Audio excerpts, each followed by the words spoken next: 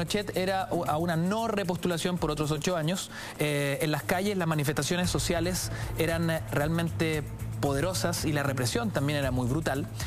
Sumado a esto, la presión internacional. Desde tu punto de vista, ¿cuáles de estos puntos son gravitantes en torno a lo que sucede en octubre del 88?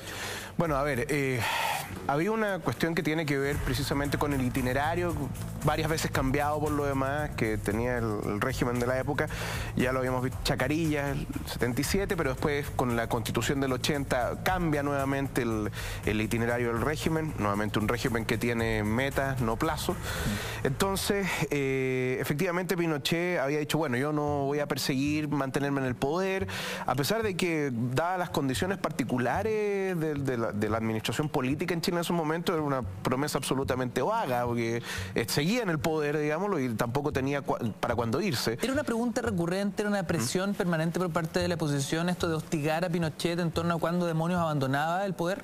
O sea, algo de eso hubo, digámoslo. O sea, las conversaciones, por ejemplo, que se van a tener varios años después, a partir del 85, con Sergio Nofre Jarpa y la oposición, y de que ahí surge después el acuerdo nacional, indudablemente tienen que ver con esa cuestión de, bueno, queremos ahora plazos, no metas, digamos. Bueno, y como tú lo mencionabas también, la situación, por lo menos del 82, 83 en realidad en adelante, hasta el 86, estaba bastante enrarecida, producto de una serie de problemas primero de índole económica, digamos, lo que arrastraron después problemas de índole social, producto de la gran depresión que nosotros sufrimos en el año 82, y además también, bueno, hay toda una reactivación de cierta movilización social y, bueno, a un precio bastante alto en algunos casos en las manifestaciones.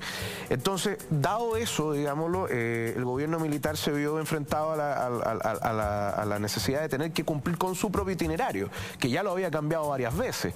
Entonces, de ahí viene una de las disposiciones transitorias de la Constitución del 80 que efectivamente señalaban que en una determinada época se iba a llamar a un plebiscito donde había todo un mecanismo en el cual la Junta de Gobierno iba a elegir un candidato. No se sabía qué candidato se iba a elegir, aunque, bueno, se presumía que iba a ser Pinochet, aunque se discutió que podrían ser otros, digámoslo, en su momento, incluso el almirante Merino, se pensó en... Bueno, otros de la misma Junta.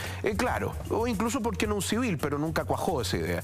Entonces, eso llevaba precisamente a una posibilidad de que el régimen se mantuviera en el poder, pero ya no con los militares, sino con una normalización democrática, y por otro lado también alejado de la figura de Pinochet, pero finalmente Pinochet hace un gallito de fuerza al interior de la Junta y se impone con la ayuda evidentemente del almirante Merino, por lo que se ha sabido. Entonces finalmente se proclama a Pinochet, digámoslo, como el candidato de la Junta, y eso lleva al plebiscito del sí y el no, digámoslo, el 5 de octubre del 88. Esteban, Pinochet se impone, sin embargo, volvemos un poquito hacia atrás, y lo hablábamos de tras bambalinas en torno a lo que nos deja este documental que aún está dando vueltas. Se lo recomiendo, el de los Chicago Boys, que aún está acá en Santiago, en el Cine Arte Alameda, y tiene que ver con el llamado milagro económico de la dictadura en algún minuto, pero donde, cuando vemos cifras macro, hubo grandes momentos, ¿no? Digamos, grandes momentos en la economía,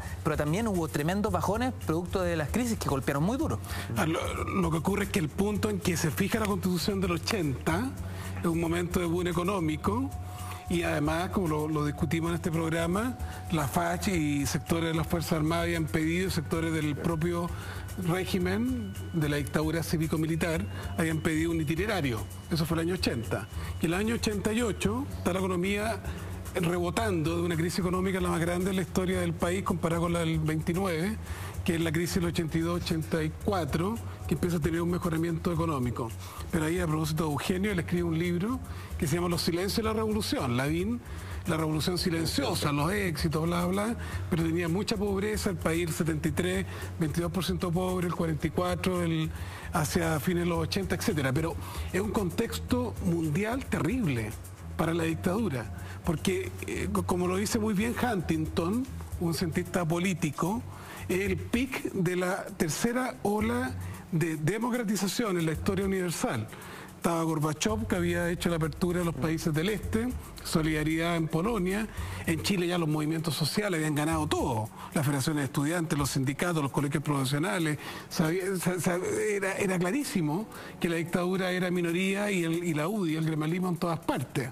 La democracia cristiana estaba completamente comprometida en su pacto con la izquierda democrática, y sectores de la convergencia socialista tendían puentes con el PC, el MIR y el Partido Socialista Almeida, que eran más de marxista-leninista, pero había una oposición que en los actores sociales era una mayoría absoluta, y sin ninguna duda. Además, recordemos, a propósito de Argentina en estos días, había ganado Alfonsín, gobernaba en Argentina, democracia en Perú, democracia en Brasil, democracia en Uruguay.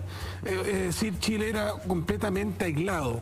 E incluso, aunque estaba regido Estados Unidos por los republicanos, ya desde Carter, marcando a fuego la historia de Chile, por la locura de la dictadura hacia el terrorismo de Estado en matar a Letelier en Washington, Estados Unidos estaba claramente en contra de Pinochet por la democracia.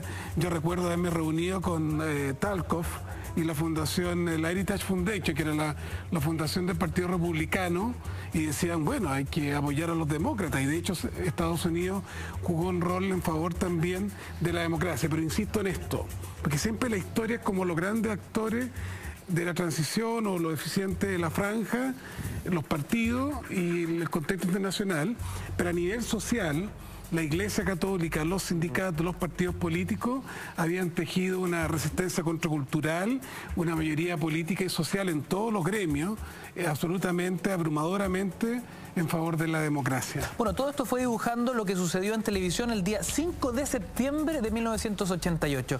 ¿Qué pasó en los meses anteriores en la confección, en el diseño, me imagino, en un sinfín de peleas ideológicas brutales para llegar a un ejercicio muy cercano a la publicidad? También Eugenio Tiriones nos visita hoy. Eugenio, cuéntanos un poquito cómo llegas tú a la franja y a la estructura, ¿no?, de ir pensando cómo invitar a la gente a votar primero. Imagino que el primer desafío era que la gente perdiera el miedo y fuese a las urnas, sin temor. De ahí recién, marcar por la opción no. Claro, si aquí el principal adversario que tenía el no era el sí, era el miedo y el escepticismo. El escepticismo, en cierto modo, en buena parte lo animaba el propio Partido Comunista, que se encargaba de decir que no tenía sentido inscribirse, no tenía sentido votar que no, porque igual iba a haber trampa y Pinochet iba a seguir en el gobierno. O sea que en el fondo jugar el juego del plebiscito significaba caer en una trampa. Íbamos a perder la dignidad sin... Pero al final llamaron, Y el miedo bueno, no costaba mucho propagarlo, porque estaba metido, digamos, en todos los rincones de la sociedad. Entonces, aquí la gran pega fue, y que fue muy subterránea, y que tiene que ver mucho con lo que dijo Teo antes, con lo que hizo la Iglesia, los movimientos sociales, los grupos de estudiantes, fue que la gente recuperara la confianza, le creyera a los líderes que lo estaban invitando a esta suerte de aventura, que una aventura sin destino conocido, que era inscribirse, que ya producía mucho temor, para algo que no se sabía en qué iba a terminar, que era el plebiscito. Bueno, y ahí no hubo franja, no hubo propaganda, no hubo publicidad, no hubo nada. Eso fue todo un trabajo subterráneo, en la cual, digamos, el arquitecto de eso fue Genaro, lo tenemos aquí, así que no está muy difícil saber los detalles. Genaro, de hecho, lo conversábamos con Cristóbal antes de salir al aire, este programa como de utilidad pública que había, 13. ¿Cómo se llamaba? ¿Usted? Téngase presente. Téngase presente, donde se explicaba a la gente cómo demonios había que votar, digamos, era un ejercicio olvidado por quienes habían crecido en dictadura, había que partir de cero, algo que hoy día un niño te explica cómo se dobla un voto, en fin. En aquella época era tierra de nadie, era un desierto.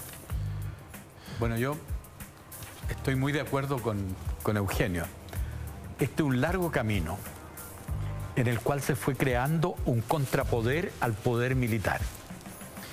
El poder militar tenía la DINA y después la CNI. La Iglesia Católica y los abogados de derechos humanos crearon las instituciones de derechos humanos. Y entonces ahí había un conflicto. el régimen militar tenía las universidades. Cuando Pinochet nombraba los comandantes de las divisiones, conjuntamente con nombrar el comandante de la primera división, de la segunda división, nombraba al rector de la Universidad de Chile y el rector en esa época de la Universidad Técnica. Incluyendo el paracaidista. Incluido el paracaidista. Y entonces, ¿qué es lo que pasaba? Que al frente, todo un conjunto de gente en la sociedad civil creaban unos centros de pensamiento, como por ejemplo Cieplan, Ustedes Sur con Carlos Vergara. Había una cantidad enorme de gente que creaba, no universidades, porque no estaban autorizados, pero creaban centros de pensamiento. Y después de eso, en un momento terminado, como tú bien decías, empezamos a ganar todas las elecciones universitarias. Tú, Goich, Lubetich. Y paralelamente había un sindicalismo amarillo y de repente aparecieron los Manuel Bustos, Seguiel en Rancagua. Seguiel, en fin, y entonces esa gente creó un movimiento sindical alternativo. Entonces,